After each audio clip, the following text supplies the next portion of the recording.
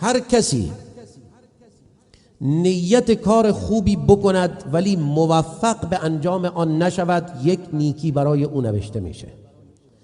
و کسی که نیت کار بدی بکند از ترس الله پشیمان بشود، یک نیکی برای او نوشته میشه.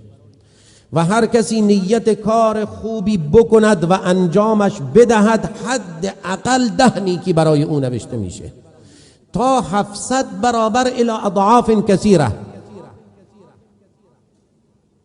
و اگر کسی نیت کار بد بکند انجامش هم بدهد، فقط 1 بدی برای او نوشته میشه. و روز قیامت هم موازنه بین بدی و خوبی می شود.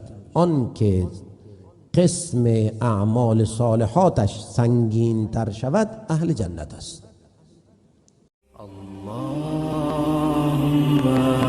صل على محمد و آل محمد حبیب الله. اللهم صل على محمد و آل محمد حبیب الله.